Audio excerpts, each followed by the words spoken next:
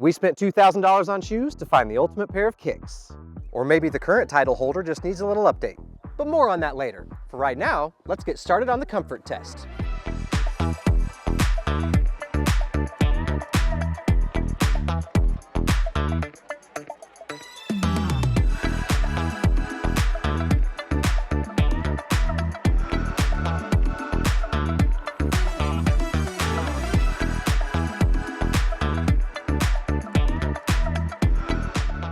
All right, and the testing is finished. We're gonna assign comfort points, scale of 1 to 3. We're gonna go one by one. Let's do this. Starting with the Larnmern. Larnmern, I gave it a 2. They are quite heavy, but they were surprisingly comfortable. El Tuñado, Larnmern. Can I refer to my notes real quick? Oh, yeah. I wrote down one single thing, I think, for this one. Yeah, there it is. Junk. I'll give it a 1. I liked them.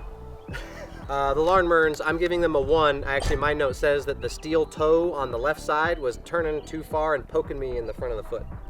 Cujo is the next one I have on the list. Cujos, I gave a 2. They are incredibly stiff. They are surprisingly comfy for how stiff they are. El Tuñado, Cujo. I also gave it a 2. I'm probably a 2 as well. They are soft. So it's stiff on the bottom, it's a work shoe, but the surrounding mesh there is soft to the foot. Red Wing, right here. Red Wing, I'll give a 1, almost a 2. They actually were kind of comfy, but after I wore them for a little bit, they were not as comfy. Those were ones that I put that I would definitely not wear. El Tuñado? I could see them being really hot on a summer day because they're high tops. So, I 1. So I agree, I'm actually not. We didn't do boots. This is a shoe review. That's the closest thing they had to a shoe, but I'm not a fan of the high top. It was rubbing on my ankle. Should I have worn higher socks? Maybe, but I'm giving it a 1. All right, Timberland Pro. Timberlands, I gave a 1. I did not like them. Just Interesting, okay. El Tuñado? Comfort-wise, I'm going to give it a 2. I think it was better than the other steel toe or composite toe shoes. That's why I thought that was interesting, because I also thought it was the most comfortable of the other steel toes, and I'm giving it a 2 as well. Adidas, I gave them a 2. I give them a 3 as far as comfort goes. They're top tier in this group, I think. I am going to go 2 just because I think I want to be a little bit more picky with my 3s. All right, Brunt, left tool. They were very comfy, however, they were heavy, and my heel popped up in them. So that was kind of annoying, and none of the other shoes did that to me, so I'm going to give it a 2. I had the same problem. I thought it was more comfortable than the junk shoes in the very beginning and more comfortable than the Cujos, so I'm going to also give it a 2.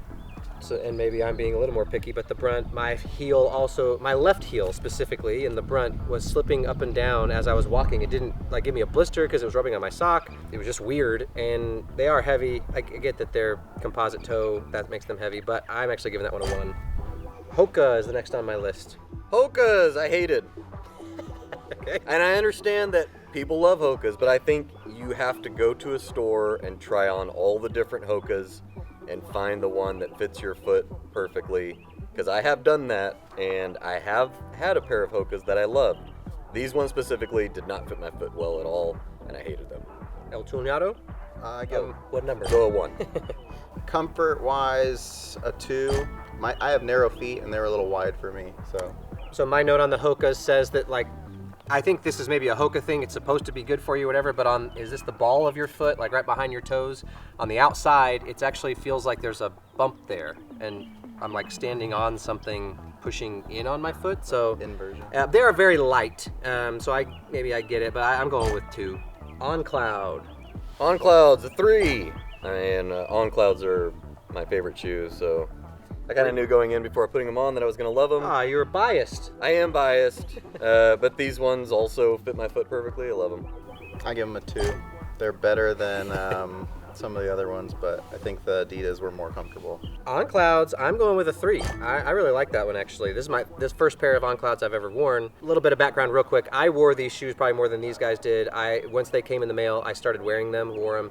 That one I specifically took on a little mountain biking trip for a weekend in the woods, walking around, and I wore it all the time and had no problem at all. Love that shoe, 3. Carhartt. Carhartt, I can't take them off. I still got them on. These were my favorite shoe out of the 10. which apparently Ben doesn't agree with me. I think these are very comfortable for my foot. I did look them up real quick to see if they came in different colors because I do not like buying a black shoe for working around the yard. This particular pair only comes in black, but I would still buy these. I would still wear these. I absolutely love them. 3. I'll explain a little bit about the color and the options in a minute. I was gonna give those a 1, but You can give them a 1. My- We have different feet. definitely my feet were popping out of those a lot. They were sliding. Both my heels were sliding out of them, and I went down and tightened them again. I give it a 1. I'm right there with you. That's interesting. So the Brunt, my left heel was the only one that was sliding up and down. In the Carhartt, both of my heels were sliding up and down. Again, no rubbing, no blisters. It was just kind of strange. Man, now I feel like I'm changing my answer because of you guys. I don't know, but I was probably going 2. All right, last but not least, Nike. Left tool? Nikes, I'm gonna give a 2, but I did this epic boulder jumping test. I jumped on the boulder. Cue that up, with- Jamie. I jumped on this epic boulder with all of these shoes, and with the Nikes, I landed and my heel hurt like crazy. They're very thin on the bottom. For a work shoe, I would not use them for that. El Chunado. So I give this one a 3, but I do think it could use like an insert for a little bit more arch support. So my wife, El Chunado's sister, also complains about arch support in Nikes. I've never had that problem. I think that's the most comfortable shoe of this bunch for me. That one's a 3 in my book.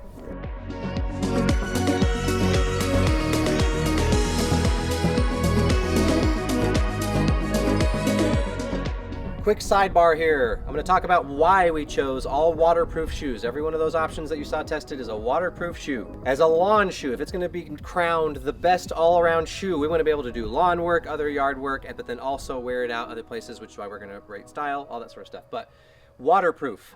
Number 1, I do a lot of work outside when there's dew on the grass. My grass is pretty short, so that doesn't affect it too much, but my socks have gotten wet when I've done yard work early in the morning in the dew. Lots of people have tall fescue or other tall grass. If you're mowing or doing any yard work out in the grass when it's tall and there's dew, gotta be waterproof. But another reason why I love waterproof shoes for yard work is because I can just spray them off to clean them. That's happened to me so many times. I'll get mud or whatever on my shoes and I can just get the garden hose out and spray them, or step in a puddle and shake them off, and it works awesome. But just to throw it out there are a lot of non-waterproof options in all of these different brands. If you don't care about waterproof, you can probably get a lot of more stylish options, in fact, in a lot of these different shoes. So now, the white New Balance. The white New Balance has been heralded as one of the ultimate dad shoes for a long, long time. I have sort of thought that's just funny for the memes and not actually the case.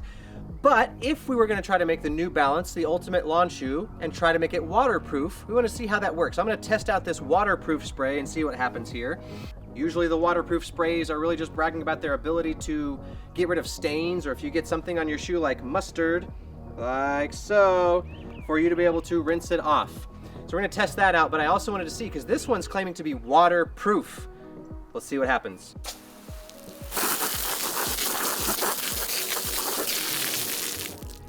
Wow, so I'm actually impressed at how well that worked. That worked really well. The mustard, as you can see, there's not a trace of it left on my shoe. However, my sock is wet. So there's a difference in waterproof shoes because of the tongue. Let me show you. If you see a waterproof shoe, any of those waterproof options, the tongue is connected to the shoe right here, whereas these New Balances, you can see straight through to the inside. My sock is soaked, so they're not waterproof. But I do have to say, that stuff, I am impressed at how well that mustard just flew off of the shoe with just water. So that's kind of neat.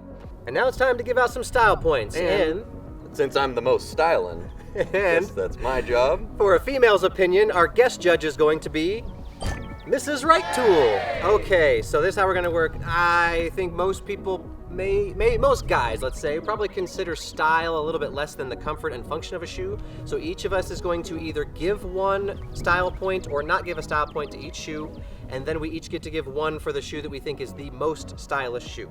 In the interest of talking about a shoe that you can wear for yard work, but then also on a date to Applebee's, and then out to the mall, maybe to the movies, that's why we're giving out style points. We're starting in the same spot. Let's go with the Larnmern. Anybody giving style points? Which one is that? Oh, that one. All right, so I don't hear any points for the Larnmern. 0. Next up, Cujo. Style points. just like don't wear them. Like you wear them and then you take them off before wearing them anywhere else, just for like yard work. If it helps out, just to set a precedent here, I'm gonna give myself the right to give that a half a point. Okay, I will give those a half a point as well. Same. Could That's be fair. worse. All right, Red Wing. Anybody giving style points to the shoe boot? The boot shoe. Timberland Pro. Anybody giving style points to the Timberland Pro? Good. I know, I'm kind of close to giving it a half a point, but I'm just not quite there. Adidas. I think it gets Yeah, one. those are better. I think it gets one. I'll give it a 1. Nah. Okay, I think that's probably, I would say it's a little more attractive than the Cujo, so I'm gonna go with Hey, you said not to compare. Brunt. Right here. I feel like if you need a steel toe, Those are probably the best So, looking of the half composite or point. steel toes. don't wear them on your date too. Well, I think that's an Applebee's shoe. I was gonna go half a point on that one. Next up, Hoka. And bear in mind, I gave color options and Left Tool chose this color. There are other colors of this one. There's not actually, in the steel toe options, there weren't really very many color options in a lot of those, but in like the Adidas, the OnCloud, Hokas, and Nikes, there were definitely other color options. Any style points for Hoka? I'll give half a point. I don't think Hokas are the most stylish shoe, but they are known for being way more comfy than stylish. They're god awful. I'll give them a half point, especially if we're I looking will at like not a work give them shoe. anything. Next up is OnCloud. Style points, anybody? Styling. Yeah. I like them all. 1 point, 1 point. I'll give it a point. I love El the- Chulinato says no. I would give him a point. Oliver likes it. Cameraman gives them a point.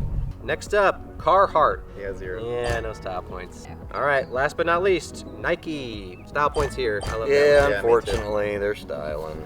I do like the colors a lot in this. All right, and since you only had 1 point to give, everybody gets to assign a bonus point to the one they think is the most stylish shoe. Cujo's, going Cujo's, street cred. You're going around, you're walking around Applebee's, and everybody in there is gonna know you got the nicest lawn.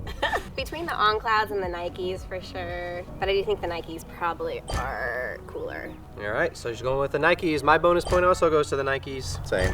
Oh, wow.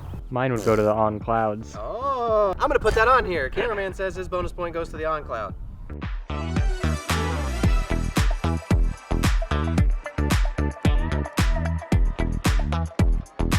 Let's dive into price real quick. So we did this last time. I thought it was kind of fun. After experiencing all these shoes, which one of these pairs of shoes do you think is the most expensive? Left Tool. I've never heard of Red Wing, but I just think it's a well-built shoe, a boot. And since it's more of a boot, it's the biggest shoe of them all. Maybe that makes it more expensive. So I think the Red Wing might be the most expensive. That was actually really interesting. Okay, go ahead, Ben. Well, now I'm changing my answer to that. No, I'm just kidding. The Nike Trails are the most expensive, I think. Are you ready for it? The most expensive shoe at $210. Red Wing. Oh, yeah. Now you're going to get a little bit of an explanation in the next section about that. But gosh. I said it was really interesting because the next most expensive is OnCloud. Oh, I'm so good at this. $180. Now all of these prices that are in this chart that you're seeing were at the time that I bought these. A couple of them were on sale, but all of them were pretty close, even full price. None of them were on like half off sale or whatever. So which one do you think is the cheapest? Nike is the cheapest. Okay. 100%. El Chulinato. This guy sucks. It's the junk shoes, whatever those are called. Larnmern. Larnmern, yeah. So I kind of guessed that you would probably guess that the Larnmern are the cheapest. How much do you think the Larnmern cost? Those are 125 bucks. 125, okay. Are you joking? $36, $38, $38. This is fantastic because Left Tool was off by $100. That's a $26 shoe right there. 26? Holy, yeah, that Yeah, makes sense. I typed in on Amazon, indestructible shoe, found like the cheapest waterproof steel toe safety shoe out there. That's your Larnmern right there. So points aren't being awarded for price. That's just for your knowledge.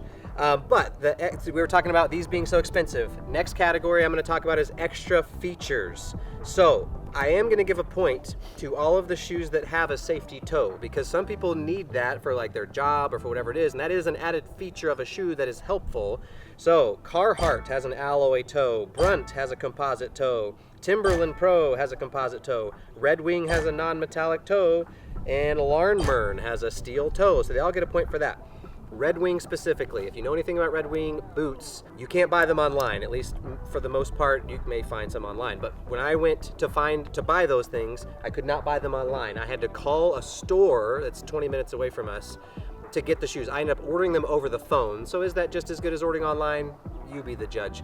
But the fact that you have to buy them in store, a lot of people like that because something that comes along with that is you can take these things in. They have like a 1-year warranty, but you can take these things in for the rest of your life and get them cleaned, and they will replace the shoelaces if they're breaking. I have a friend who loves Red Wing boots. He takes his Red Wing boots in and they will go over and clean them, go through all the stuff, and they'll repair them for you there as well. So people love that you're like buying one pair of boots for the rest of your life. Shoes, he told me they can't really repair them the same way they do boots though. So for shoes, it's not quite as beneficial for that in-store and inspection and blah, blah, blah sort of thing, but they will replace your shoestrings for free. So that's a thing. Extra point for customer service.